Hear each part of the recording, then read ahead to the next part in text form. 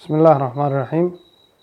anigoo ah Cabdullaahi Faarax Wehliye ahna wasiir dowlaha wasaaradda arrimaha gudaha iyo federaalka dib u heshiisiinta Soomaaliyeed waxaan halkan ku cadeynayaa inaan iska casilay xilkii wasiirnimada ee aan ka hayay wasaaradda arrimaha gudaha 3 sano ee la soo dhaafay.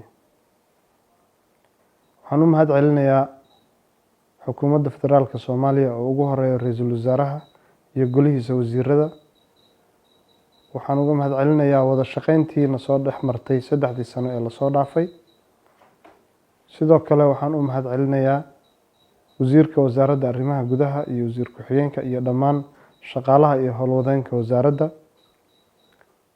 waxaan u rajeynayaa shaqo wacan iyo horumar.